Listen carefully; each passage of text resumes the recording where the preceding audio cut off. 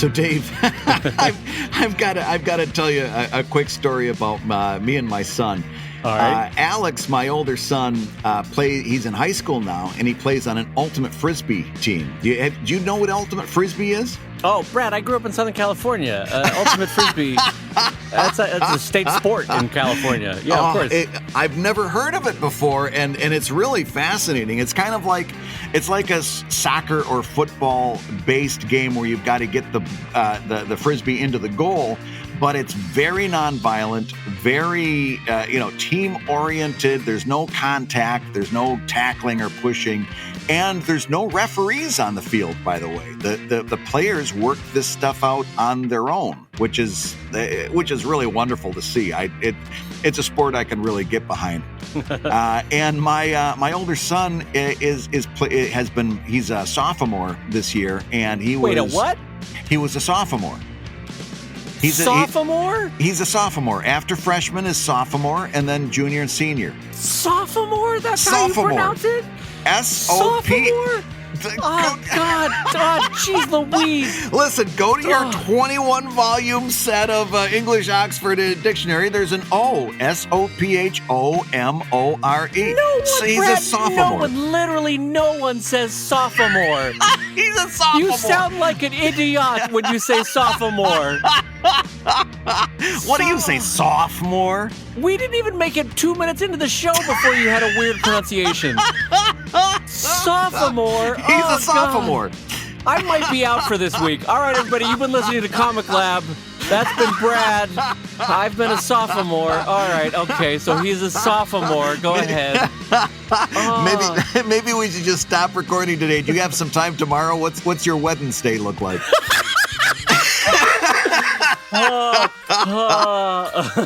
So anyway, he got, what I'm saying is proudly that he got bumped up to varsity. And so we're playing this game out of town. I'm driving him and a bunch of kids out to, maybe an hour or so out of town. And we show up and of course, and get ready for this, Dave. It's coming for you. The night before, my wife and I both said to the kid, hey, make sure you pack everything you need for the game. We got to get up early in the morning to get down there. So take some time now. Pack both of your jerseys, pack your shorts, pack your cleats, pack everything you need.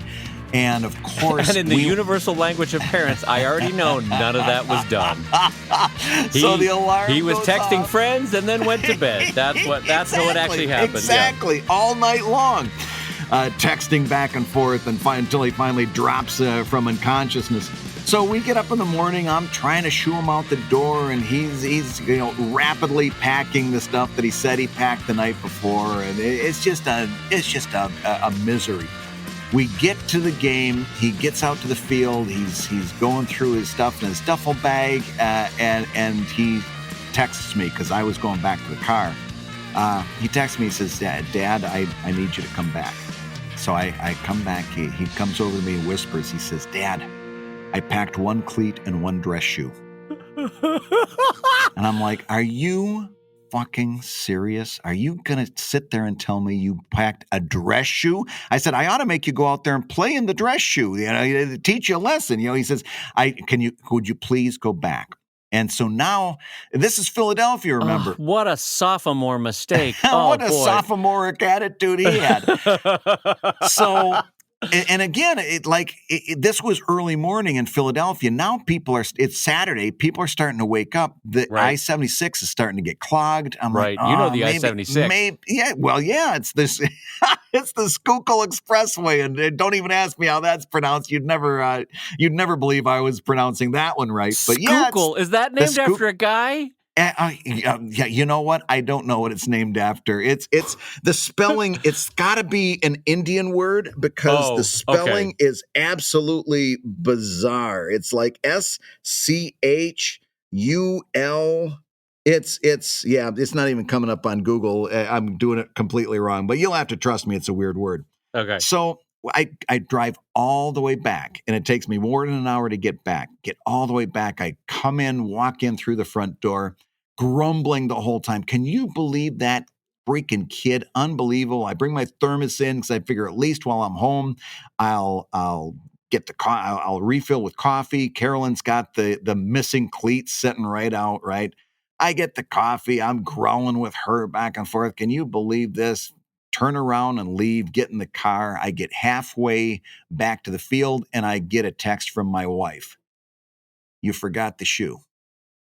No. I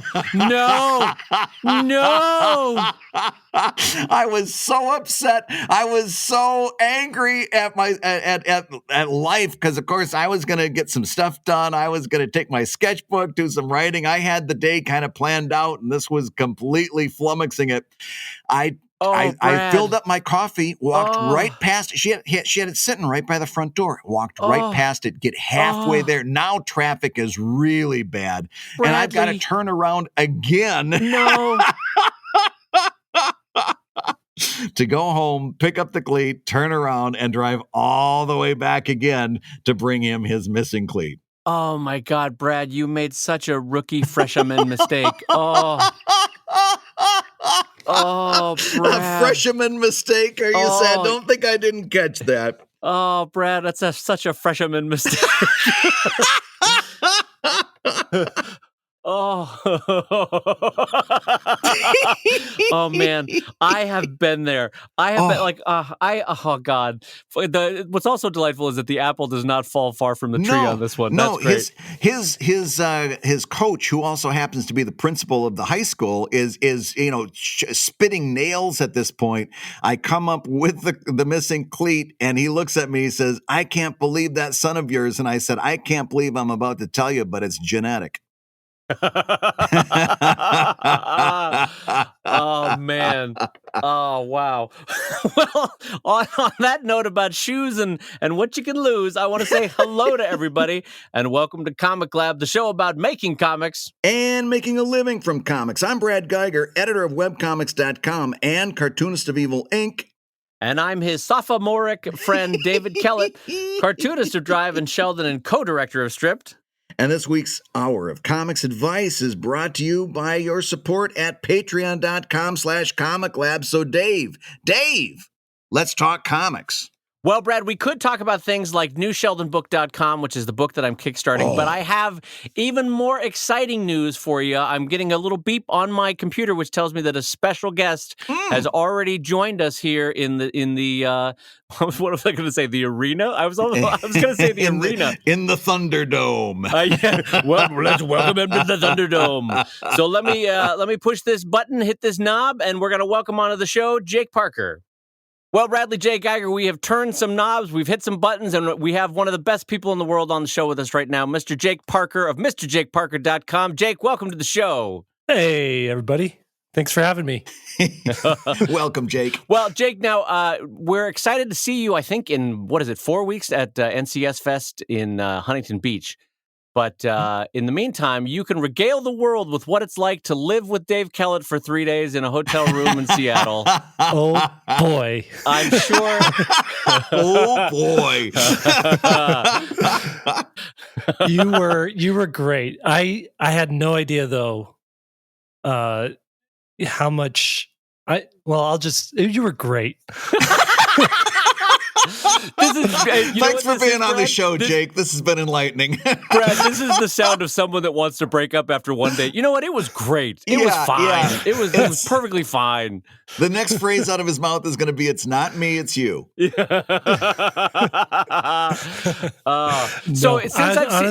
Honestly, Dave, I didn't even hear the snoring, the nasal clearing.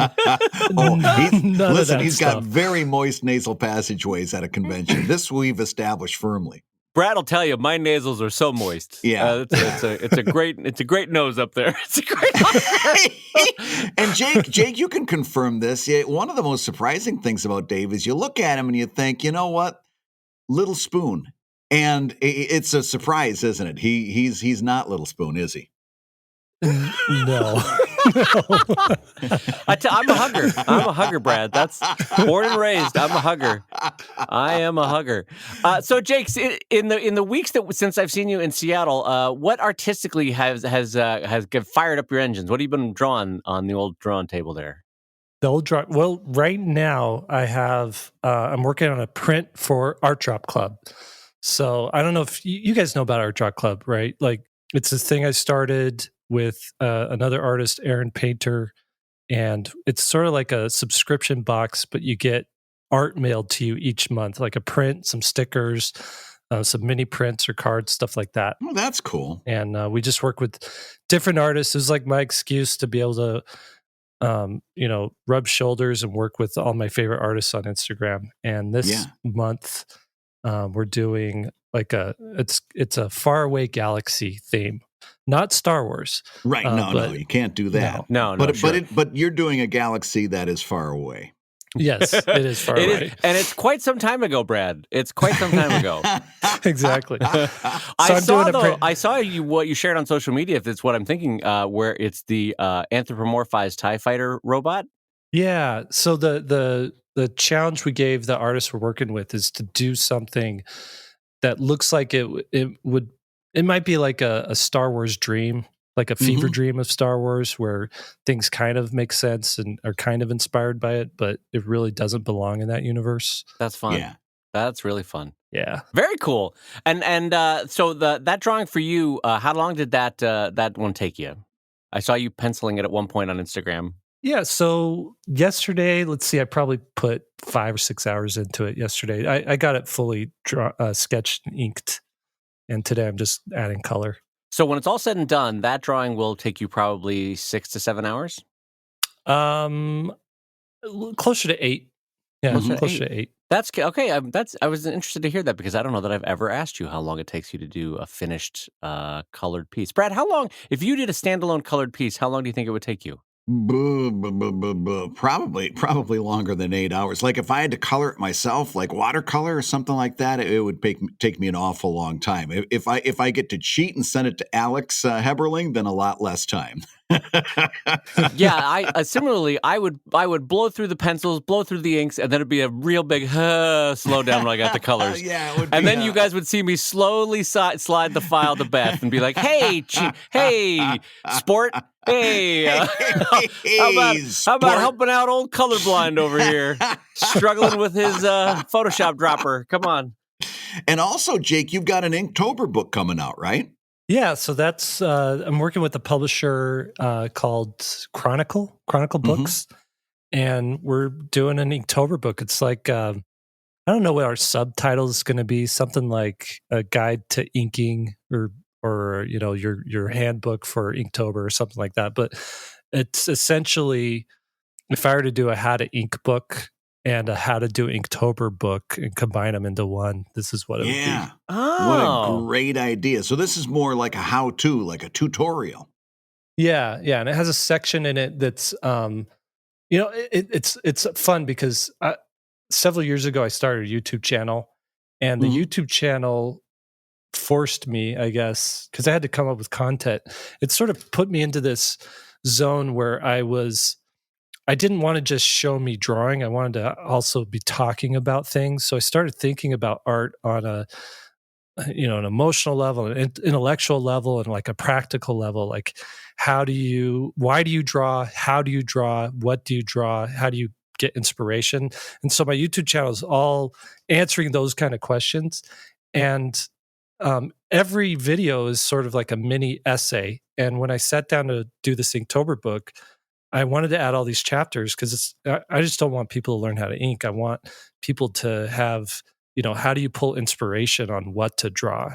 How do you position your life in a way that you're leveraged to like create more and to be creative. And so all of these mini essays are sort of finding their way into this Inktober book, and it's becoming a much bigger book than just a how to ink book. Yeah. Well, can I ask you both, because I have actually been looking for this resource, and maybe Jake, maybe you are partially making this resource, but have either of you ever seen a book that lists out, so I'm imagine a 2-page spread. You open a book and it's 2-page spread, and there are 30 squares on each page that just show different kinds of mark making for inking. Do either of you know if that exists anywhere?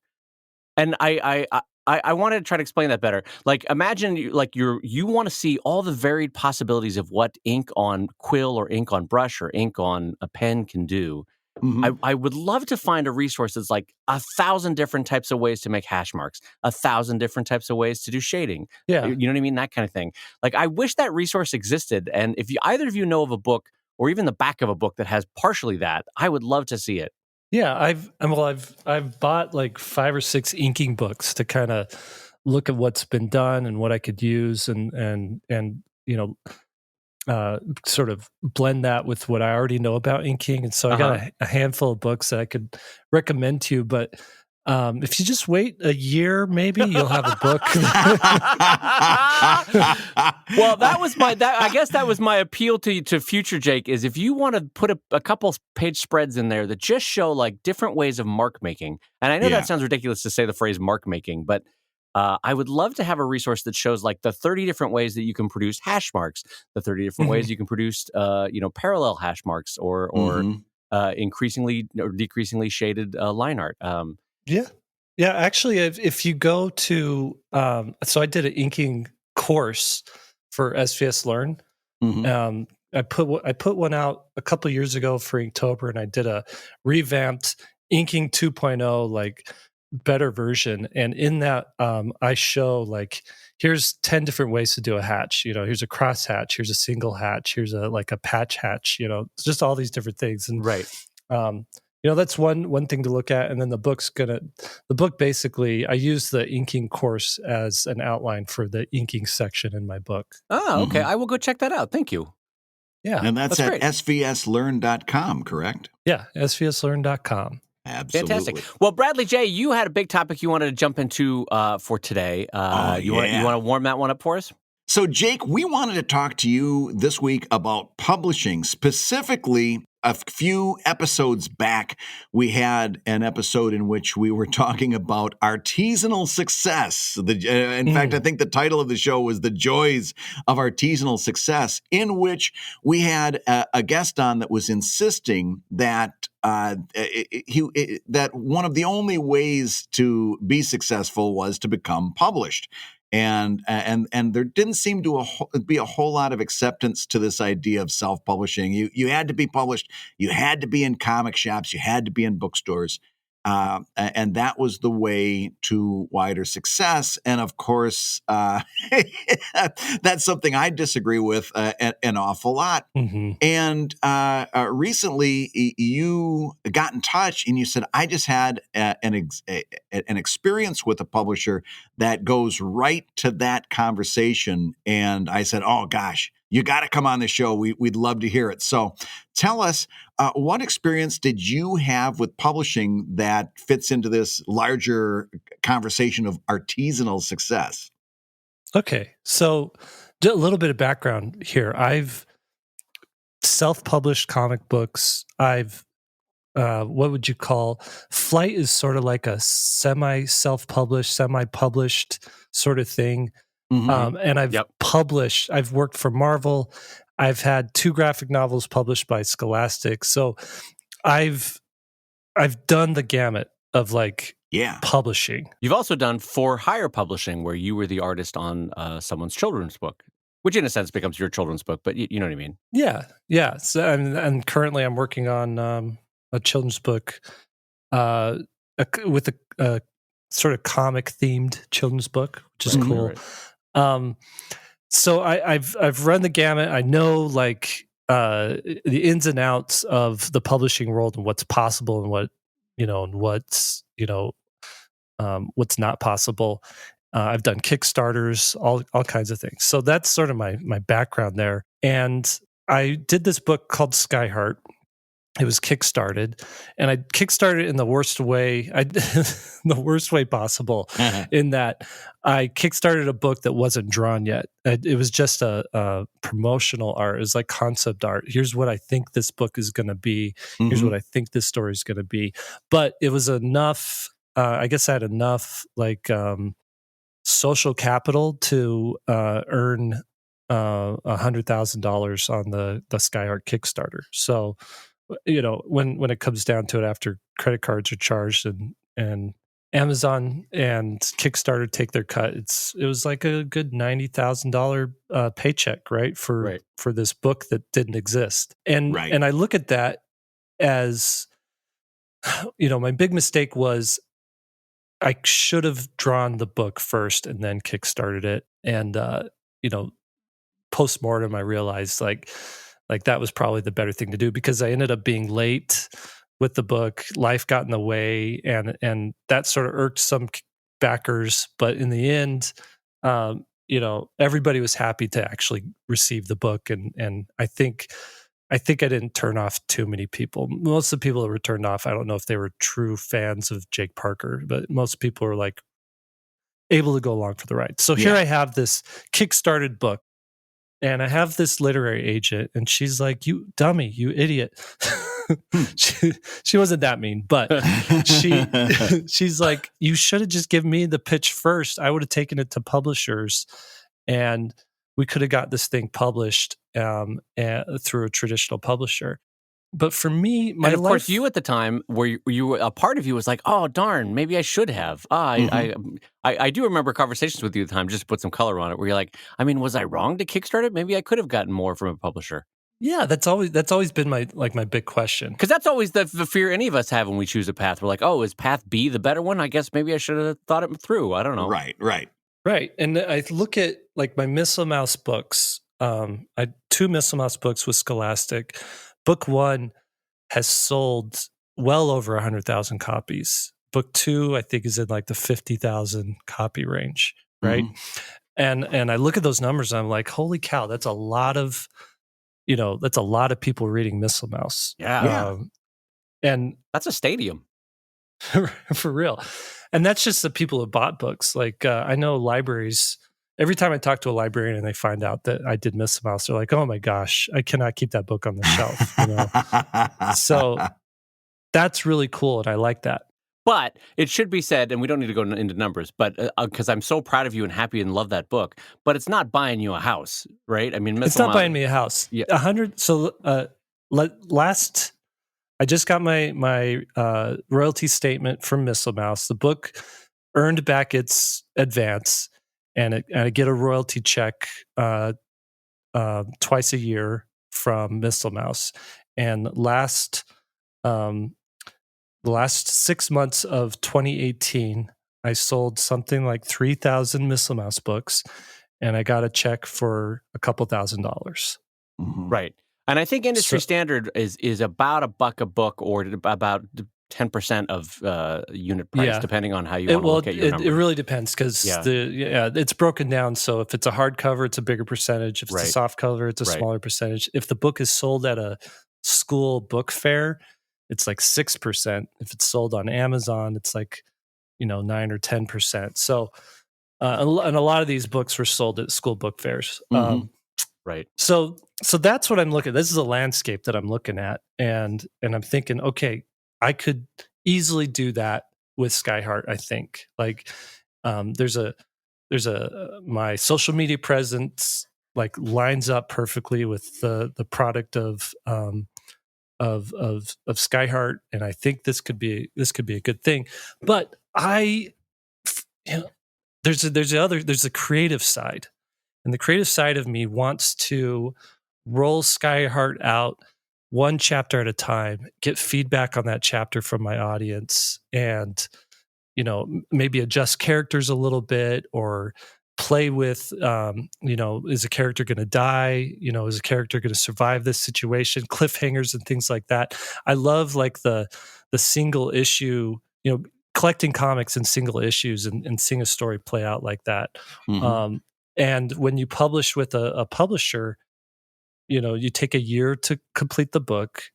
Once the book's completed, it takes a year for that book to end up on the shelves because of the way book orders happen through, bookstores and Amazon and things like that. So, and the publisher's own work and selling to the bookstores and prepping the book for print and getting it printed in China and all that stuff.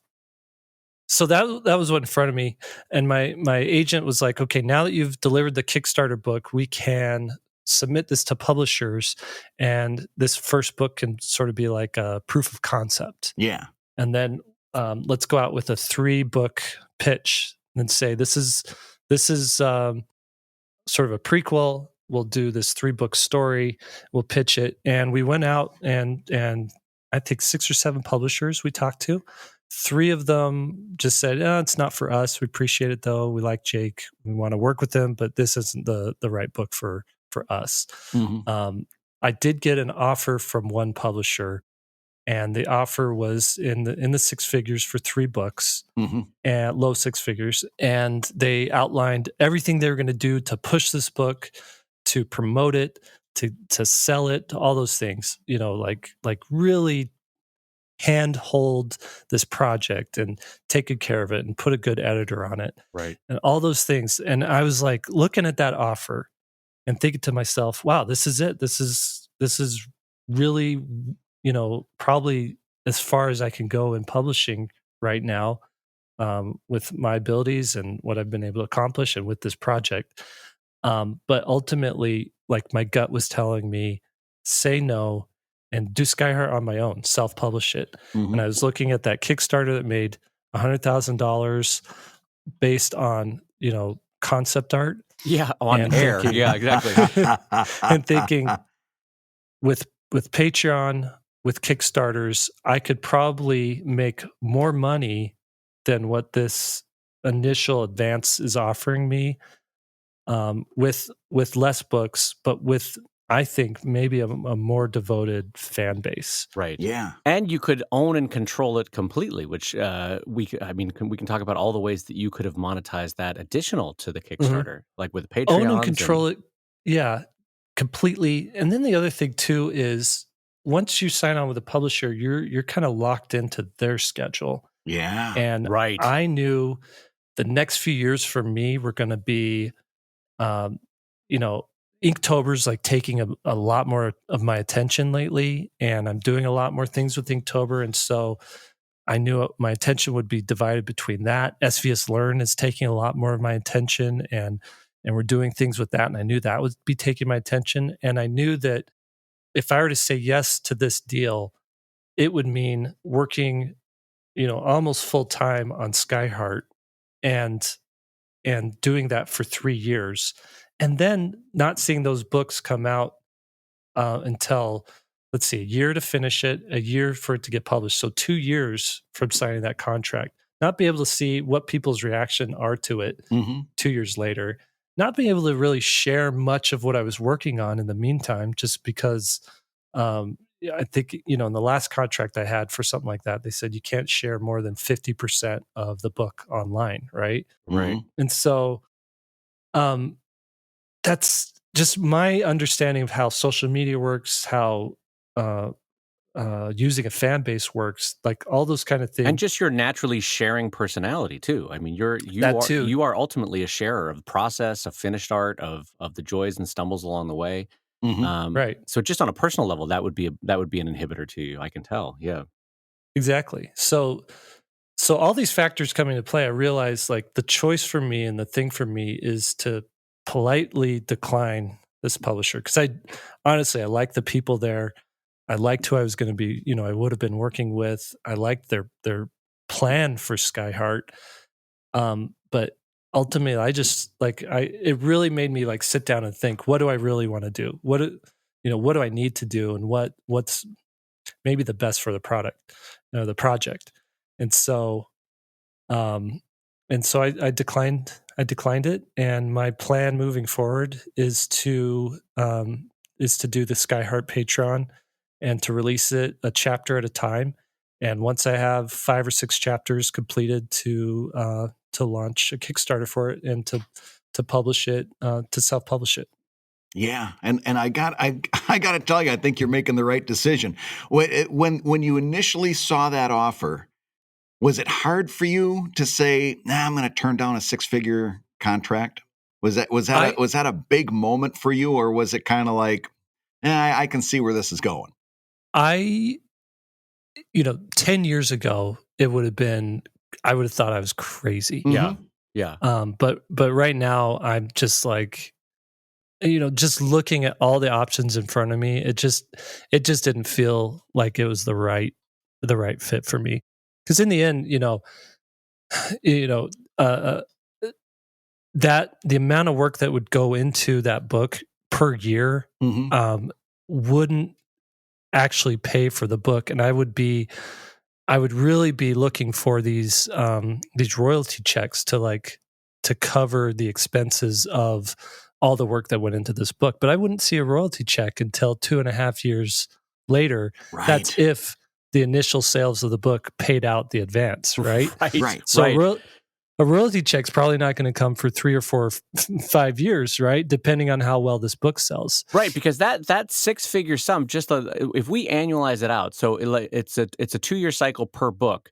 So it drops down to a mid 5 figures number, which might even drop down on an annual basis to a low 5 figures number during production, and then during the ramp up for when they're going to release it across those 2 years. So in the meantime, you're left subsidizing the creation of this book with a lot of other projects. You know what I mean? You're having to generate a lot of other income to make sure that you're living and the kids are living and everybody's living in the meantime while you're waiting for this books or these books to come out.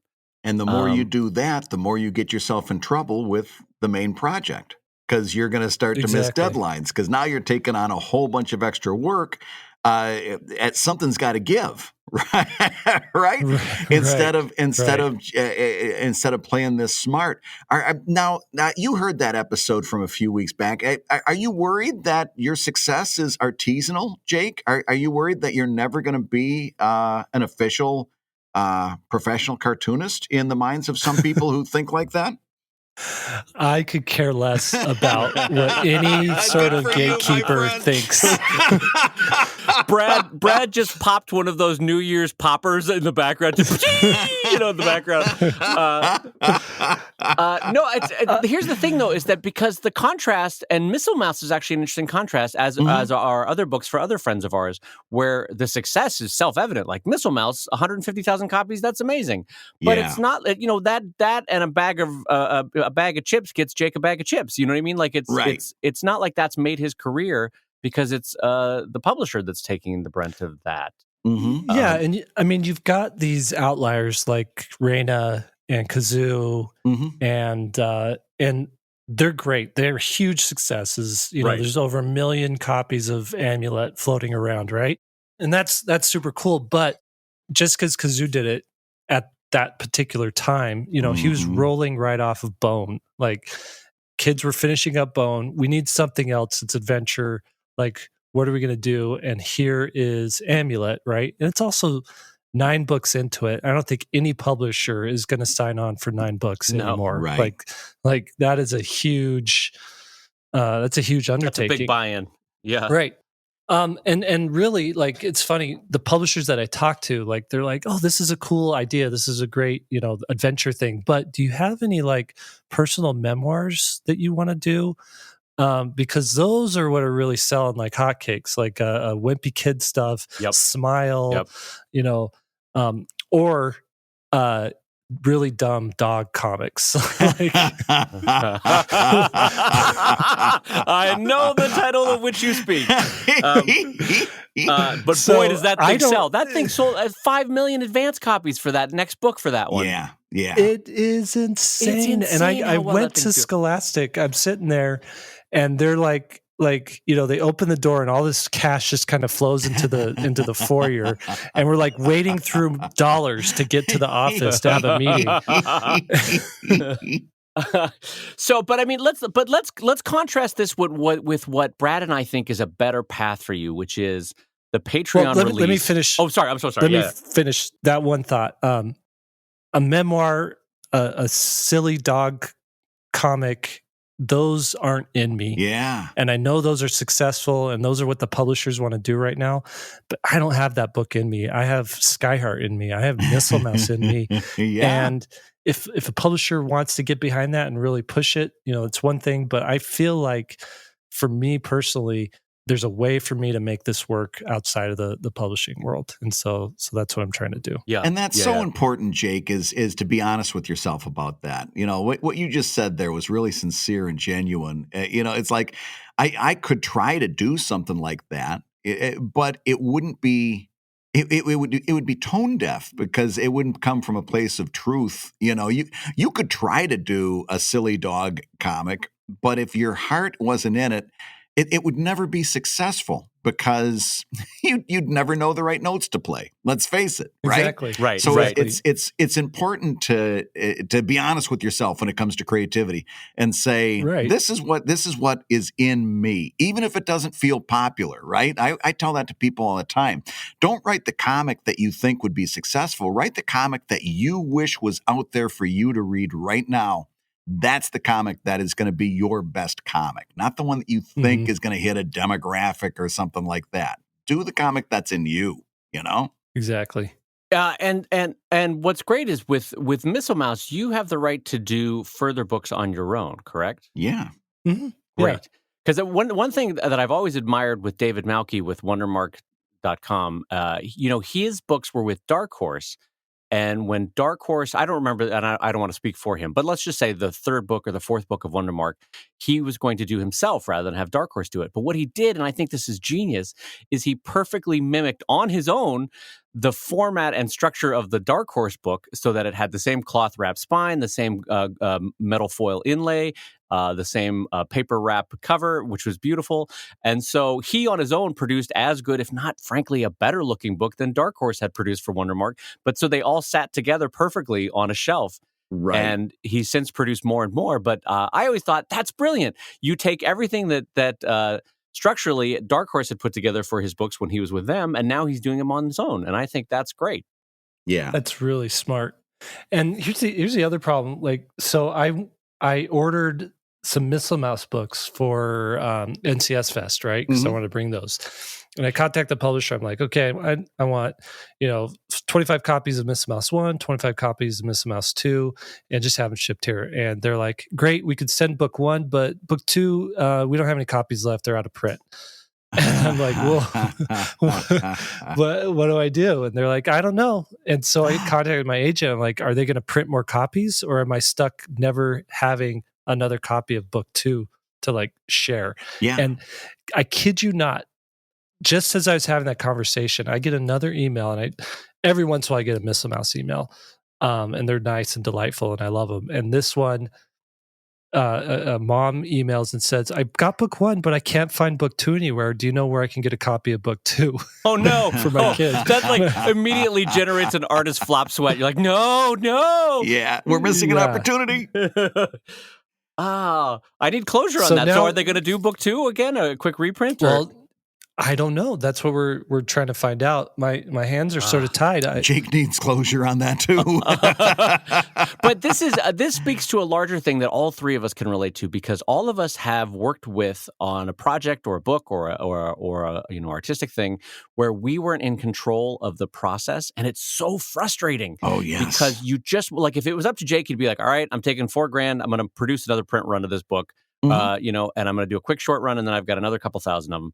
But now, and this is why I personally hold off on publishing for a lot of things, is that I'm a control freak, and for all my failures, I want my failures to be mine that I created, rather than a failure because somebody didn't do their job, or somebody did it wrong, or somebody made a choice that I wouldn't have made. And so I find tremendous joy out of being able to control even the minute details of my career. And so it just speaks to the broader picture we're painting here, that I think Jake is making the right choice. Yeah. I've got a really quick tangent that I've always been very curious about. When you sat down to look at this contract, Jake, and they said they were gonna market it, there was gonna be hand holding, they were gonna do this, they were gonna do that, and promote it. How much of your involvement was codified in that contract? In other words, how much of your social media, how much of your ability to promote was said, and you're going to be expected to do X, Y, Z? Yeah, there was a lot of, I would say maybe, I can't quantify it, but there was some, but it was there. I would be carrying some of that, of that weight. See, now that's something that really is a bug for me, because like everybody understands, the publisher is making the biggest cut on that. Right, they're paying up front for the runs and all that, and we get that. But traditionally, the reasons that publishers gave for the fact that they took the biggest cut was that they were printing, they were promoting, they were marketing, they were doing this, they were doing that. In today's atmosphere, one of the first questions after can you write, can you draw is going to be how many Twitter followers do you have? How many Instagram followers do you have? You are carrying the load or carrying a part of the load on the marketing and promoting of that book, but you're not being compensated for that. They should be, if you're going to be in my mind, if you're going to be expected to help carry the load when it comes to marketing and promotion, then your cut should be bigger than it would have been back in the day when you're just being compensated for the content, right? Right. Yeah, that's such a good point. That's true. Well, Brad, can I create another parallel to that to just to demonstrate the world that we live in? Because I think both will appreciate this. So my wife Gloria is a TV showrunner, right? And very often she's really good at casting. Like she has an innate skill at it, casting. Yeah. And she'll find the perfect person. She's like, oh, this is great.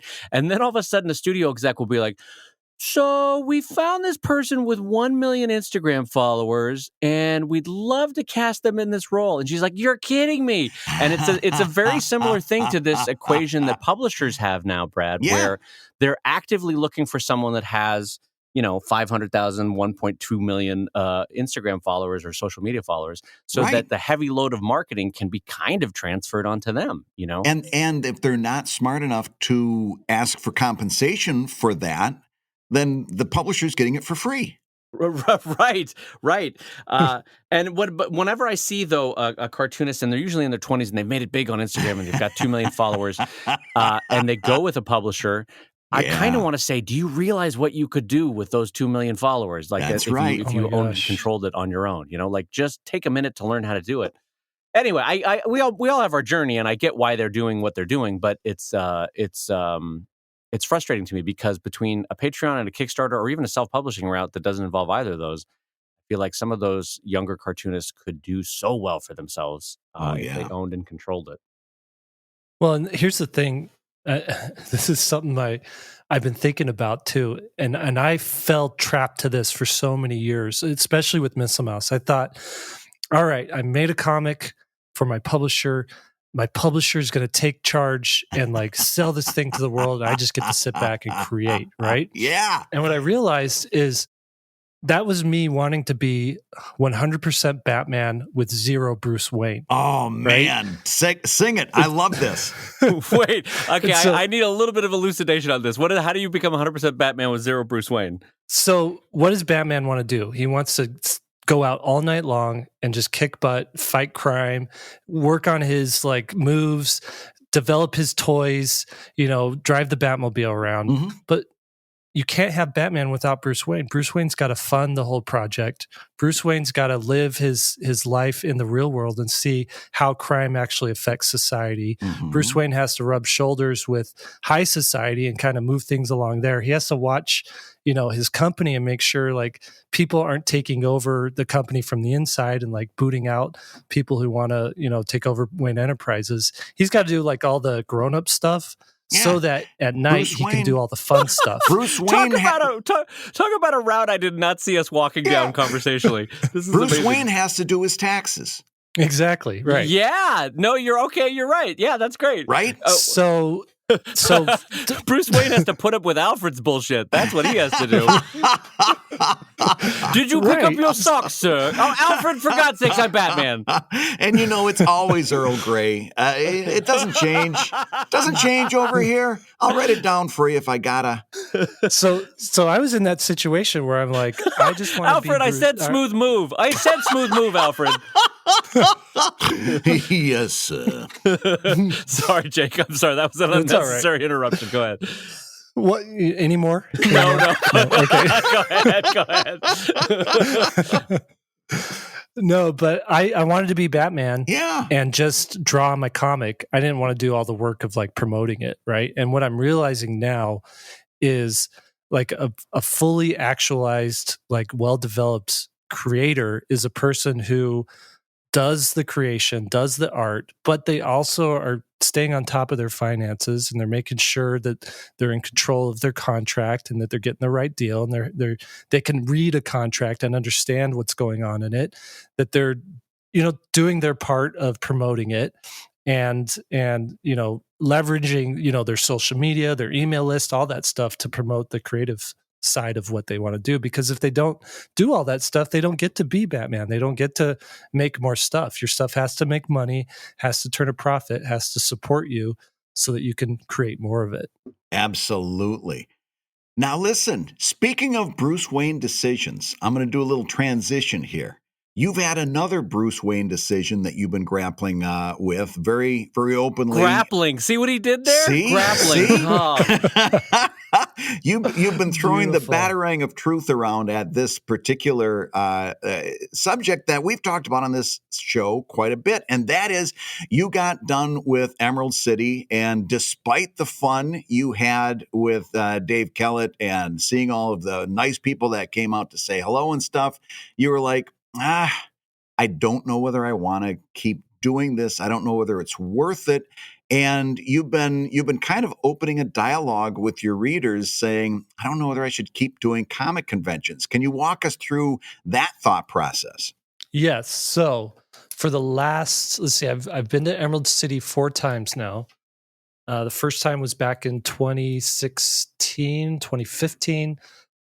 I did a blog post on it on my blog. So if you go to mrjakeparker.com and click on the blog, you could see, this full thing. So in 2015, I went to Emerald City, first time there, and I'd been doing cons kind of around the West, anywhere where I could drive. Yeah. Because I do books, and books are easier to, I've had issues like shipping things and the cost of shipping stuff.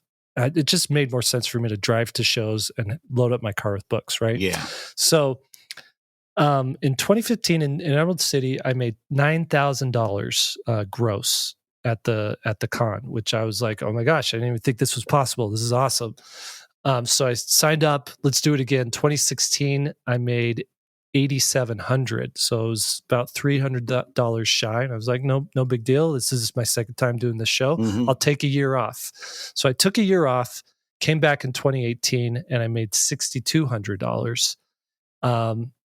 And then I was like, well, let's try it one more time. And I just did it in 2019, last March with Dave. And I made $5,700. So another $500 drop in my gross, right? And again, we've got to underline that's gross you're talking about. When you take expenses out and so forth, those numbers drop much, much lower. When you compared net numbers, was the drop just as drastic?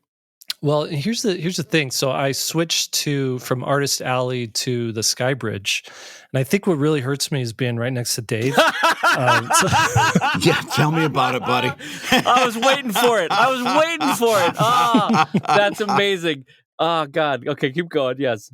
No, the booth costs more on the Sky Bridge, and I'm wondering if that's a liability to actually be on the Sky Bridge, right? Because my particular setup, what I'm selling, I think appeals more to like fans who are either aware of me directly or tangentially aware of me.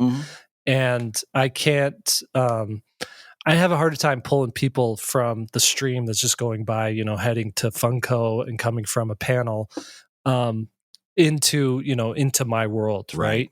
Whereas, and I feel like in Artist Alley, like those people are deliberately there, and they're sort of up for a creative challenge. Like they want to be challenged visually. Like what do you have for me? What kind of art book do you have? Right. Those types of things, which is more what I'm about. So I think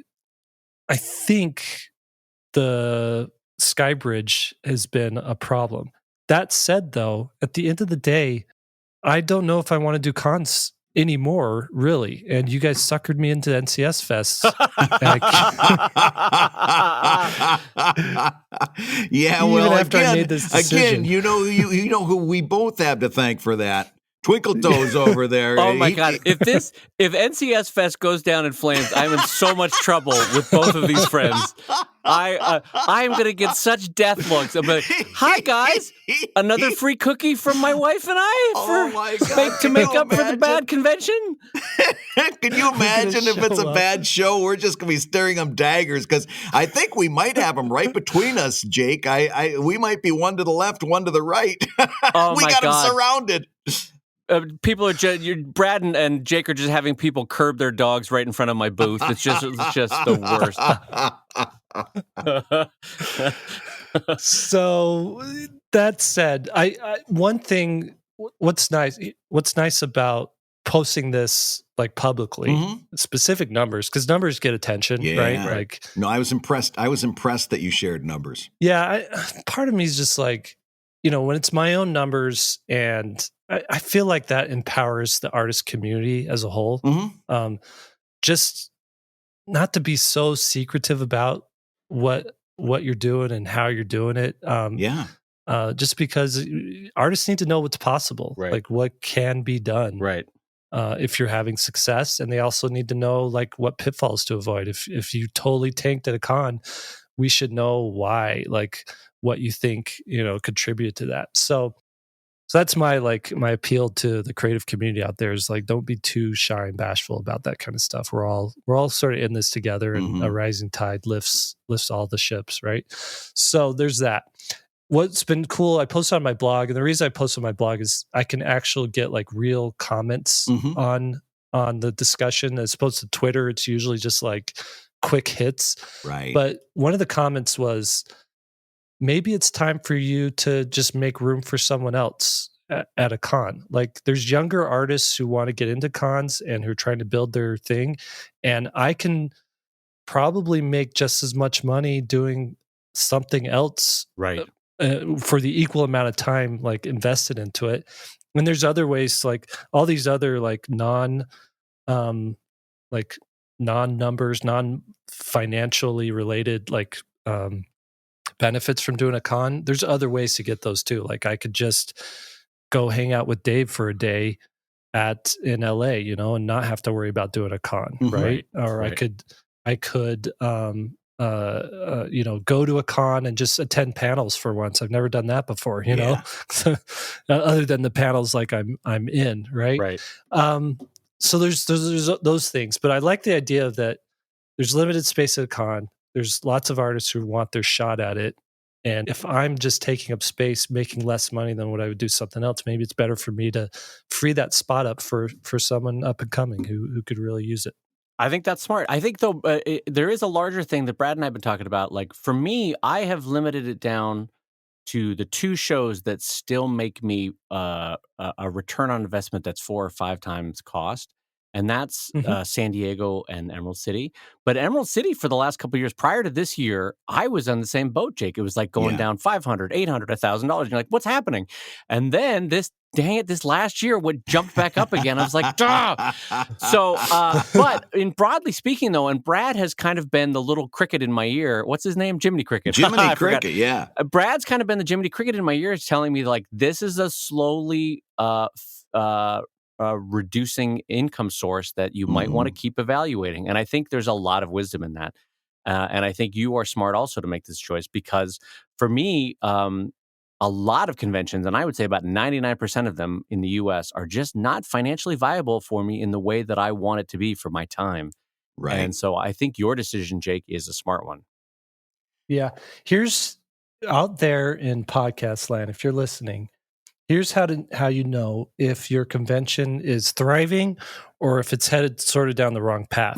Look at the exhibitors there, and if there's a Geico or a Monster Energy drink exhibiting at the show, probably want to pass on it. Yeah. Well, I mean, and that's happening more and more often. It's becoming less and less of a comic convention. We've seen it transition into pop culture conventions, and again, I've said it before. We're headed right to flea market.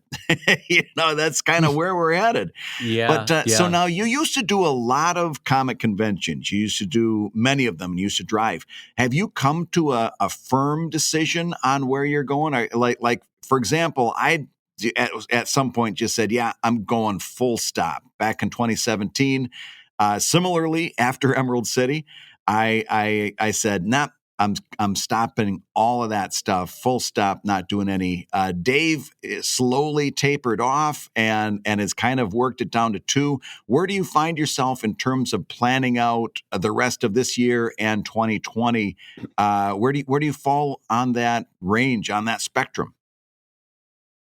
So I think I'm going to take a couple years off, and I will go back to Emerald City and maybe try, if I can, like try a San Diego or one of these bigger, like a New York or a C2E2 when I have 3 or 4 or 2 or 3 like Skyheart books. Right. And I can really just it'll be less about trying to make money at a show and more about like building a community around that particular comic, that type of thing. But it's worth emphasizing what Jake just said, because he says he's going to do shows when he's got the product ready and it's ready to go.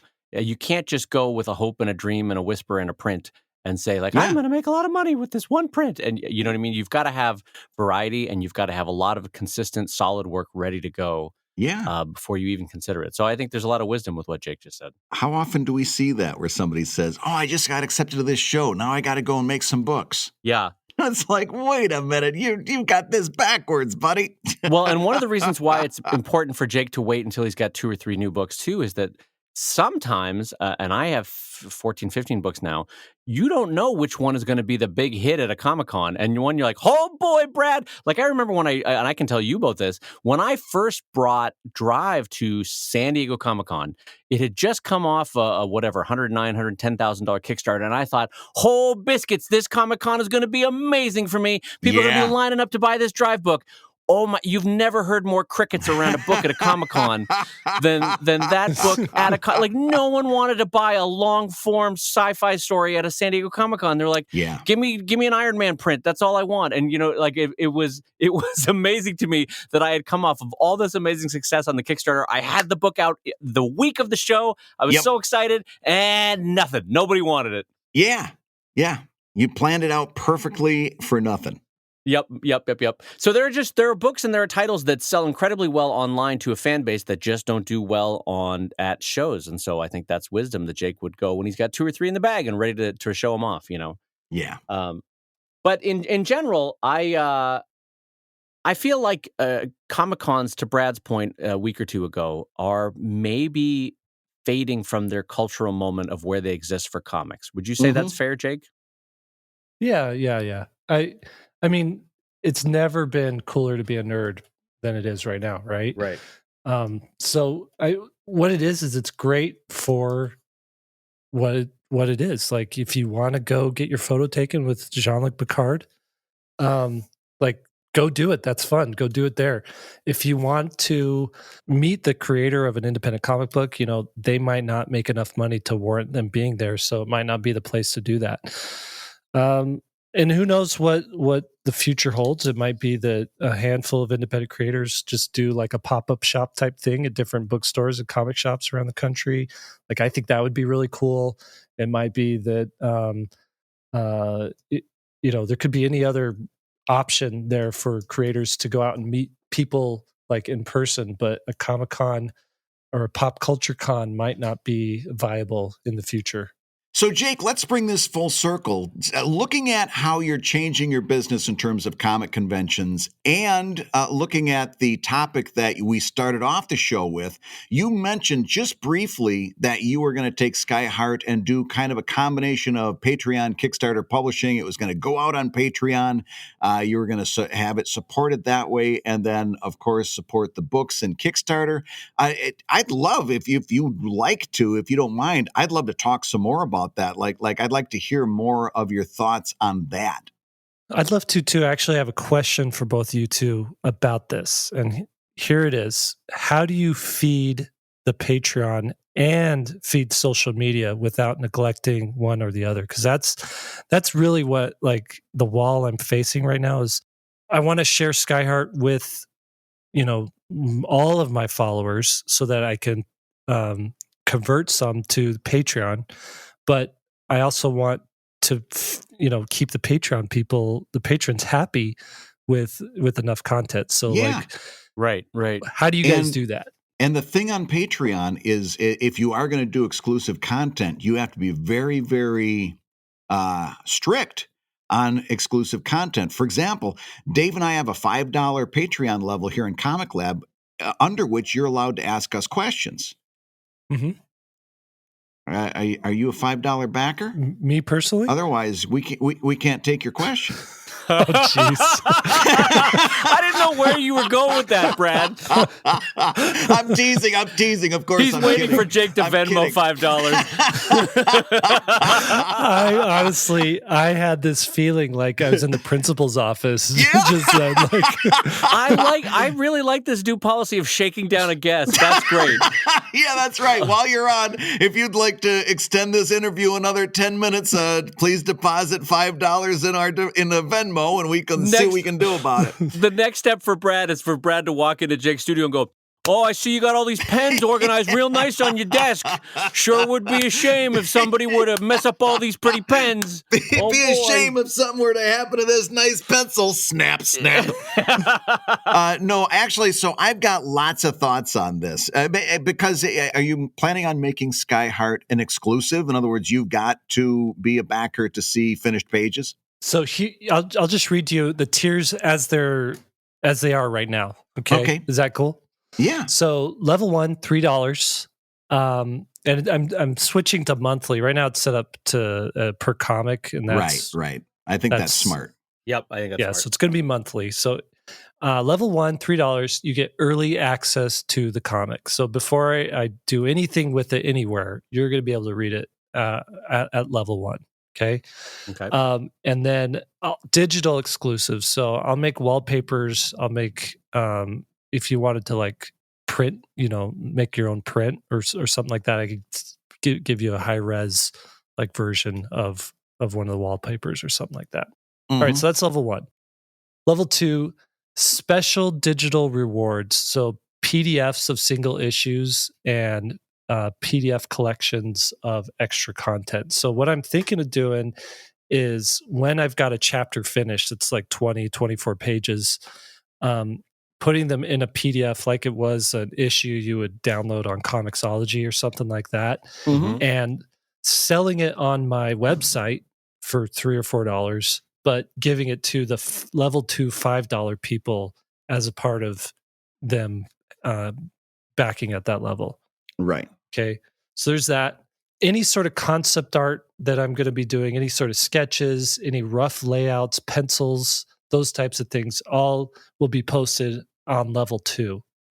So it says first access to concept art, exclusive access to rough layouts, penciled pages, and inks of the comic, and then access to everything in level 1. Mm-hmm. So that's level 2. And then level 3 is access to downloads of my art books, comic collections, and the next Skyheart book when it comes out. So if you're a level 3 and you're paying $10 a month, when I publish, the graphic novel digital version, I'll just give that to the $10 patrons. I have drawings 1, drawings 2, drawings 3, drawings 4, all 120 plus page books of my art collections. Mm-hmm. I'll give those to the $10 people once a month. And then future books, collections of sketches, they'll get access to those. And then the $10 level, I figured I'd do a monthly hangout, like Google Hangout draw session that they would have access to. So those are my 3 levels: a $3, a $5, and a $10 level. All right. In general, I think this is a wise path you are walking. I think this is, I'm actually really excited for you in kind of a stupid, childish way that you're going this route with Skyheart. I think this is going to work great, this 1-2 punch of Patreon and Kickstarter. So that's just broad picture, bird's eye view of where this is going. Brad, initial first thoughts? Okay, so I've got a few thoughts. And number one, so since you're including rough drafts and sketches as part of your Patreon reward for one of those levels, Mm-hmm. the problem you've got there is that sketches, especially on Instagram, are very, very valuable in terms of building audience and building viewership. In other words, a lot Mm-hmm. of times the stuff that I'm posting on Instagram isn't necessarily a finished comic that I'm posting exclusively to my Patreon backers. I get a lot of mileage out of posting sketches because on Instagram people are really interested in process and stuff like that. So they like to see the rough sketches, and that's how I get around that. So if you're going to use sketches as part of your Patreon, that's going to keep them off of Instagram and Twitter and stuff like that, which is okay because remember, you've got a big body of work. And the stuff that you can put on Patreon, it includes the stuff that you can put on Instagram Mm-hmm. is going to be everything but the Sky Heart stuff. All right, you can keep the Sky Heart stuff exclusive. You're not going to run out of sketches that you can share. You're not going to run out of other things that you can put up there, and that Mm-hmm. includes not only sketches from other projects, but sketches and drawings from your archives and stuff that you might have posted on Instagram last year. But let's face it, who's keeping track of all that stuff? You can post that another go round, especially if it did well last time. You can post that again. So what I'm hearing from you is, oh, how do I do Patreon and keep social media going? The answer is very simple. You keep that stuff, or at least it's simple for me. You keep that stuff that you're making Patreon exclusive. And there is a whole lot of other stuff that you can use that you've got easy access to keep social media going. And as long as you're talking about that stuff excitedly, positively, that's half of the ball game over on social media. It's saying, oh, here's this sketch. I really like how this person's face turned out. Or here's something that was a real challenge getting this perspective.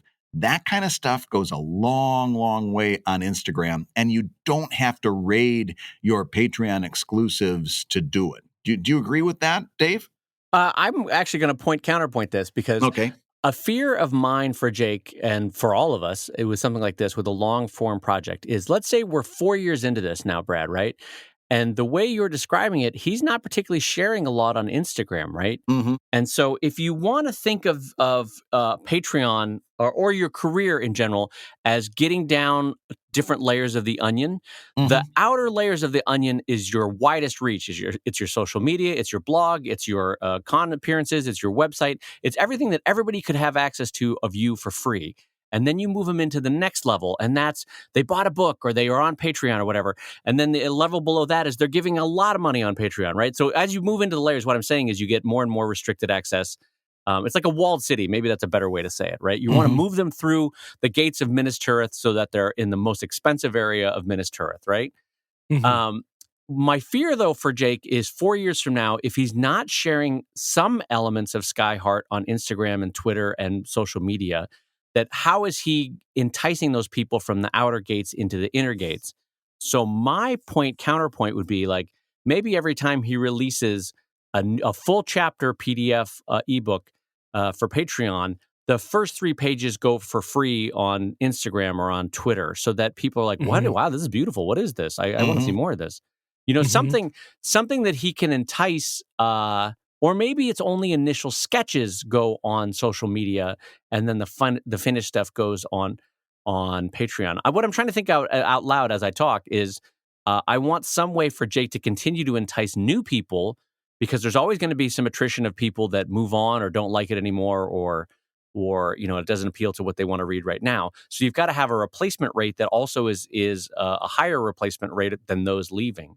And so that's my one concern. But So remember, when he's going to put those books out, and I think I heard even the chapters out, after those go to his Patreon backers, he's also going to sell that stuff on his site. So he's right. going to be releasing that stuff as well. And the people that are going to come around to MrJakeParker.com and come for the inking tutorials and come for Inktober and come for all of his other things that he's going to be doing, they're going to be exposed to that stuff as well. And I'm sure he's going to have it at a kind of a low price point.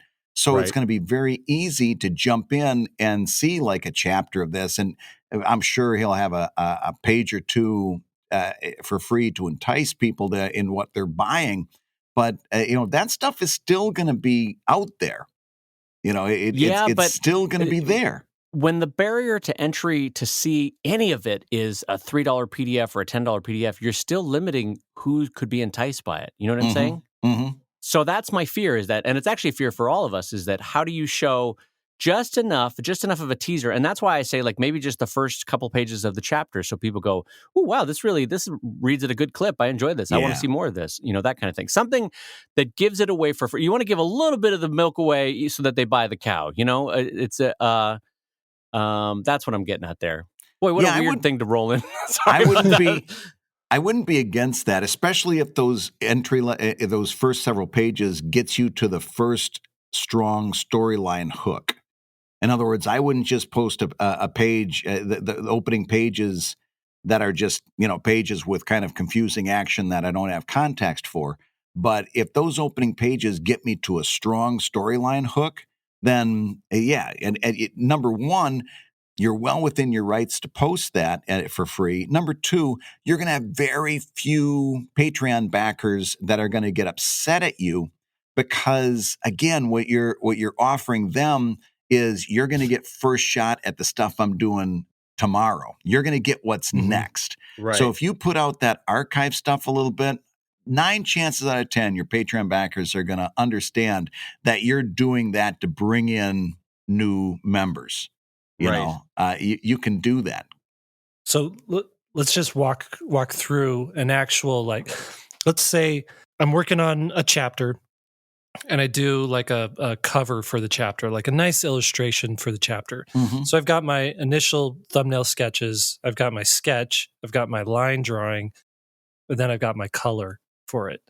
I'm going to be sharing each one of those stages with the $5 level Patreon backers, right? $5 and $10, right? They're going to see that thing all the way through, and then they're going to finally see the reveal of the finished one. Social media, are they a month behind and they get to see some initial sketches and then the final reveal? And does that tick off the Patreon patrons? Nah. Because no, I don't think so. Okay.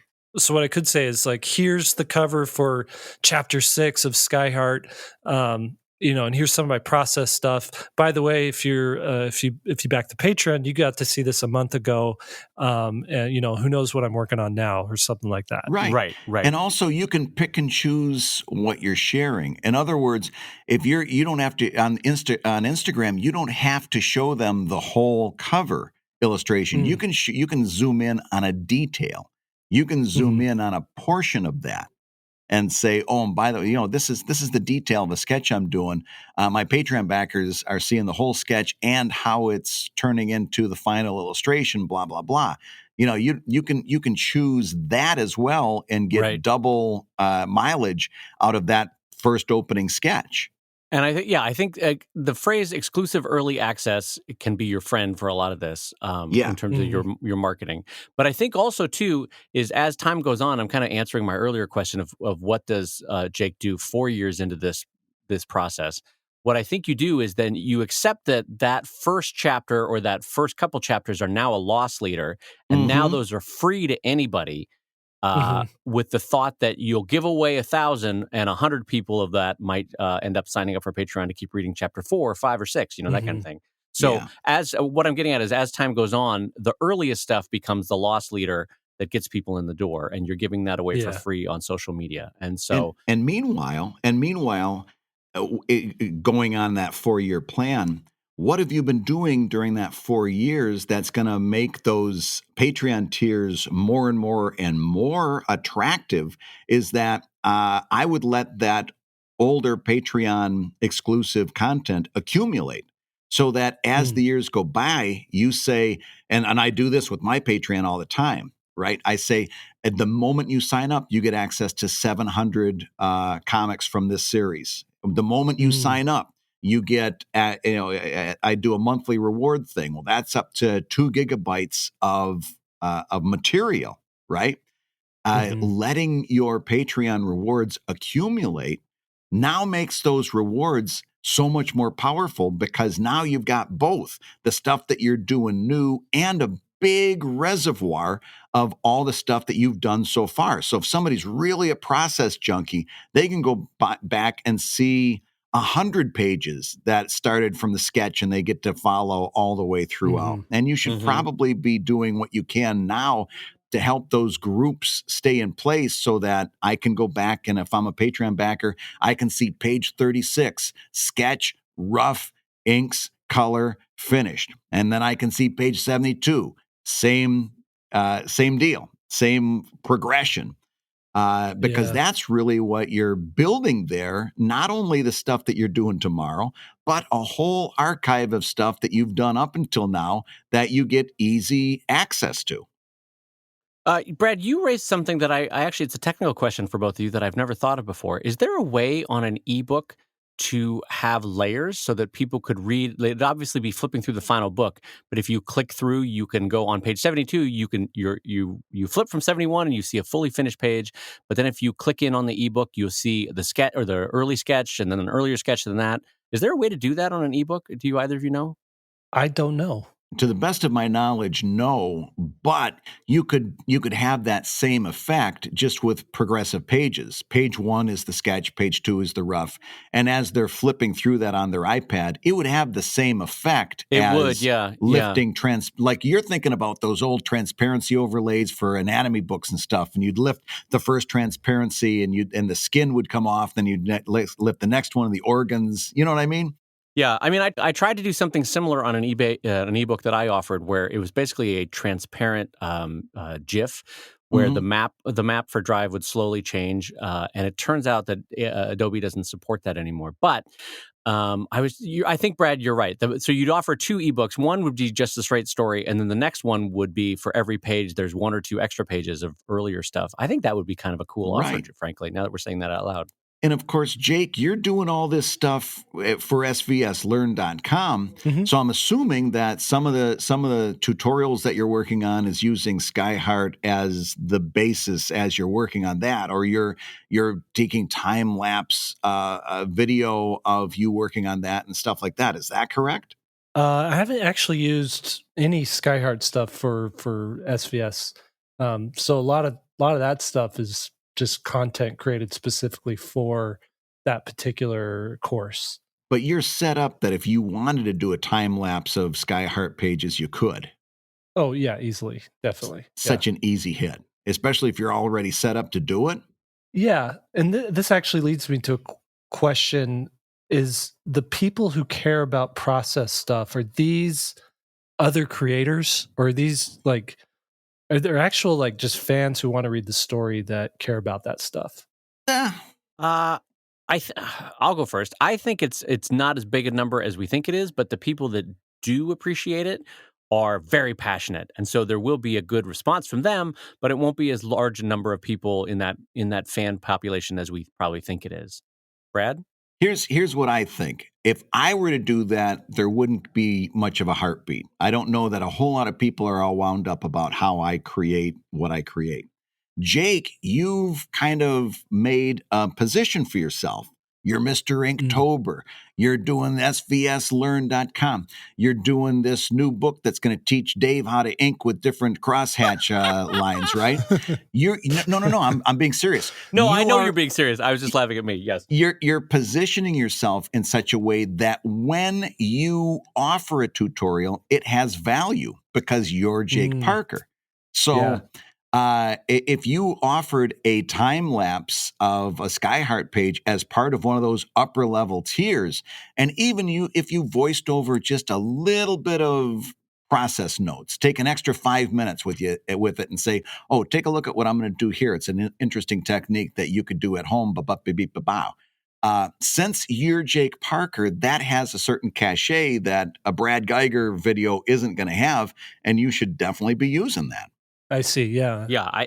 I think so. Yeah, I think that's true. What Brad is, in the polite way of Brad is saying, is that no one cares about our art, but they care about your art. That's little bit. Well, I mean, yeah, a little bit, because he's in that position. I mean, there's going to be some people that are going to be curious about, how you keep that duck's beak at the certain angle and stuff like that. But for Jake, it's a different. I'm being serious. For Jake, it's a different thing. No, I know. And to echo your point, Brad, you are right that Jake has established himself as a person who is a gateway to learning about the art of comics, right? And so for that, for all those reasons, there's a lot of people that would be like, well, how does Jake do it? And I think that's very true. I think that's very true. And there's value there that you can be using for yourself and using it to bolster those upper level Sky Heart tiers. And again, when you're talking about rating Peter to pay Paul, you don't have to do that at the expense of your SVS Learn tutorials. Right. It's just taking advantage of the fact that you're already set up to do those kind of videos. So next time you're working on a Sky Heart page, turn that camera on and use it. Yeah, I think my main thing going into this is, at the end of 5 years, I want to have 5 Sky Heart books. Priority 1, like that's priority 1, 5 Sky Heart books at the end of 5 years.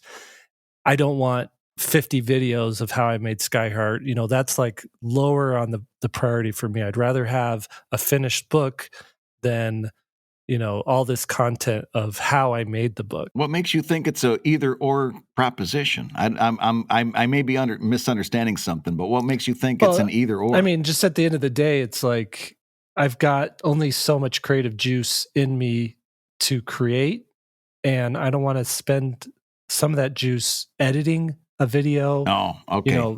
Doing that kind of stuff, right? And maybe that's just me not wanting to be Bruce Wayne, right? Mm-hmm. But ultimately, like I know myself, and I know like what has kept me from finishing books in the past, and I just worry like I don't want to put too much emphasis on things other than the creation of the actual book. Right. Well, I think by contrast, it's worth contrasting how Brad and I do it, because we actually do it somewhat differently. For Drive, which is like Sky Heart, a long form story, which the big payoff will be the final finished book, much like Sky Heart. What I do is Patreon folks get early access to the comic. So it's usually 1 to 2 weeks ahead of time before it goes up on the site where it can be read for free. You get it on Patreon. The community is better. The conversation is better, right? So you already have that. Then there's a bunch of exclusives and giveaways that are only on Patreon in terms of quick sketches or illustrations that I've done while I was on a trip that I'm giving away to folks, all that sort of stuff. And that's about it. And that seems to work pretty well because I really have this huge philosophy of not giving myself extra work that doesn't advance the story. It actually, I'm a tiny bit in contrast with Brad, who I think does a lot of exclusive stuff, right, Brad? Yeah. I'm really running that gamut. I'm always in awe / a little bit worried for Brad because he's made a kind of a policy of creating all these exclusives that I think I mean, God bless him. He manages to keep it up, but I don't know that I could do it. And Brad, can you speak to that for a minute about how many exclusive you offer to your readers? Well, what I do for better or for worse is for the last 3 years, my goal has been to make 30 exclusive posts a month. Now, remember, exclusive it can have a different meaning depending on what the thing is. For example, I offer an exclusive first look at the Evil Inc. comic that's going to be public in another couple days. So the early access is an exclusive because the only way you can see the early access is exclusive. So when I say exclusive, it includes that as well as comics that you don't get to see otherwise, and a whole group of comics that they're exclusive when they run, but like maybe 6 months later, I'll use them sparingly here or there. So, that's how I do the exclusive thing. And sometimes, like this month, when I went to Mexico this early this month, we had a little family trip this past weekend. So I don't have as much time to do that. always remember that, and I want to really encourage this, is that you can also do content exchanges with other people doing similar stuff on Patreon, where you say, hey, I'll give you a sampler of my work to share with your backers on an exclusive basis. You give me a sampler of your stuff, and boom. Now, like this past week, I had a 20-page e-comic that I surprised my backers with. Well, that goes an awful long way for people who saw, well, maybe he just posted 3 times last week, but I also got a 20-page comic that I wasn't expecting. Right. So, there's lots of ways you can do it, but I'd be lying if I didn't say that it takes an awful lot of persistence to hit that mark every month. And it's part of the reason that I brought an assistant on just this past month, and that is to take some of this stuff off my plate so I can get further ahead on that. But it's not easy. I mean, I'm a big believer in exclusive content, but man, oh man, it is not easy. Well, if you want Brad Geiger money, you got to do Brad Geiger work. Me and Bruce Wayne, baby. Yeah. It's there's also fun stuff that you can do for Patreon that is not comics. For example, like with Drive, I'm remembering some exclusive that I've offered where because I do Drive and it's sci-fi, I got invited one time to go tour SpaceX, the factory down in not El Segundo, but it's in Los Angeles. And what I did as an exclusive for Drive fans is I did a write-up and I did some photos of what I was allowed to show. And that's a fun, easy exclusive. Like, it's fun to just write a couple paragraphs on what you just saw, which was amazing, and to do a couple photos of rockets. I mean, how fun is that? Yeah. And so that's the kind of exclusive that I will do occasionally because it's such low-hanging fruit, you know? Yeah. And it fits into the wheelhouse of what. So anytime, for example, Jake, you're now going to be in Arizona, anytime that you're in a plateau that reminds you of a Skyheart scene or vantage, you'll just take a photo of it, share it, and be like, boy, I'm absolutely working this into Skyheart, everybody. You know, and that's kind of fun. You know, that kind of quick photo, because it's also a process thing. But that not everything has to be a beautifully rendered color exclusive, to Brad's earlier point. You can find low-hanging fruit that's interesting. that's parallel, you know. I've got a standing element in my Patreon where I do an Ask Me Anything column, where I just every now and again I say, oh, by the way, if you have any questions for Ask Me Anything, just send them in and I'll keep them in a list. And every now and again, I get some intriguing questions that I can write about for, paragraph after paragraph. Some of the questions are really good. And it's like, oh, yeah, I could talk about that for a while. And, that stuff gets really great response from my backers.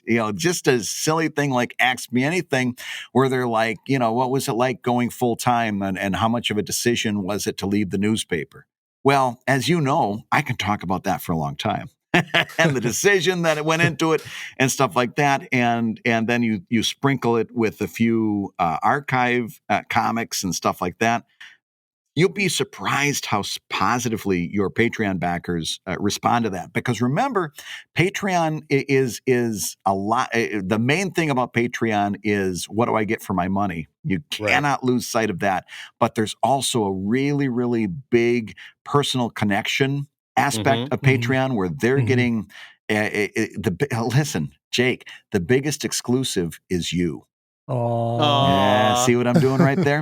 But I'm serious. I'm serious. They're getting access to you that nobody else has through that Patreon, and that's another exclusive that you can play up that is significant to your backers. Yeah, that's a good point. Yeah, it's a really good point. Yeah, and there is a percentage of people that we can't, because it's a little bit of an imposter syndrome on our part. Like, well, no one will give me money just to give me money. There is a percentage of your readership that will just support and never check Patreon. Right. And they're happy to do it. They're like, I don't care. It's the cost of a cup of coffee every month, and it helps Jake make Skyheart. That's great. I'm happy to do it. Or sometimes you get a percentage of people that are like, for the value that I've gotten from Brad in the past, I'm happy to keep supporting Brad for the future, Right. And so I wouldn't count on that as a business strategy, but just know that there are dozens to a few hundred of your supporters that will never check Patreon and are happy to do so because they just want to support you. Yeah. And use that to your advantage. In other words, remember that you are building a friendly connection there. So like as you're moving forward, you're going to say, well, maybe I should do this, maybe I should do that. Don't second guess yourself too much. If you post something and you get a pushback on your backers and they're say, hey, wait a minute, I thought that was an exclusive. Handle it exactly the way you think you should handle it. Say, oh, you know what? I'm sorry about that. I was thinking I would share that, but I can see that this is a big thing that's of importance. Bop, bop, bop, bop. You apologize, you adjust, and you move on. But I think so many times we cut ourselves off from experimenting with stuff because we're scared of what our backers are going to say, when really the worst case scenario is you hit a foul note, your backers say, oh, geez, you hit a foul note. And then you go, oh, I'm sorry about that. I'm going to try and not do that again. And then you move on. That's your worst case scenario. We build it up in our minds. Well, everybody's going to cancel their Patreon pledge tomorrow. I'm going to go I'm going to go all the way down to 0. Well, that I don't know that happens a whole lot. And most of the people that are there are going to listen when you say, oh, you know what? I made a kind of a dumb decision. I'm sure I'm not going to do that again. You know? Yeah. Cool. But I think in general, Brad and I would both say that this, given the first part of our conversation and now on Patreon, I think this is a really wise move. Yeah. And frankly, I think it's one that I wish more, because every once in a while you see these posts about cartoonists like, I had this amazing deal and I make $100 a month when it's all said and done. It's like, well, then maybe it's time to look at a new model. Yeah. And I think that Jake, this model for you and for so many of us is the right way to go, because it lets our core readership support us directly and it gives us more control. And frankly, I think at the end of the day, you will find it gives you a better paycheck to support your family. And I think that I, for one, am very happy you're doing it. Yeah, I agree. Cool. Well, with huge thank you, Brad and I will say thank you, Jake, for coming by again. It's always a pleasure to talk to you. Make sure you check out Jake at MrJakeParker.com. You can check out Art Drop Club. Also, I think that's also at ArtDropClub.com. Is that right, Jake? Yep, that's right. ArtDropClub.com. And then SVS Learn, an amazing resource, SVSLearn.com. And also, if you're interested, keep an eye out for Jake's relaunched Patreon. You can just search for Jake Parker on Patreon. But Jake Parker, as always, thank you for coming on board, my friend. And we will talk to you again soon at NCS Fest, which is May 17th through 19th, Huntington Beach. Come see all three of us. And in the meantime, we will see you all next week by saying, Bradley J., are you ready? I've got my paper right here. You've been listening to... Goodness. Look at that right there. You've been listening to Comic Lab, the show about making comics and making a living from comics. Your hosts have been the always delightful Brad Geiger, the editor of webcomics.com and the cartoonist of Evil Inc. at evil-comic.com. And the Little Spoon, Dave Callett, co-director of Stripped and cartoonist of Sheldon at sheldoncomics.com and Drive at drivecomic.com. I Just Like to Be Held. The Comic Lab theme song is used with permission from Andy Creighton at theworldrecord.net, and this episode was edited by Matt Woodard of Woodsong Productions at www.woodsong.media. And with one more thank you to our special guest, Jake Parker. Comic Lab is made possible by your support at patreon.com/Comic Lab. So we're going to go ahead and say that again, patreon.com/Comic Lab.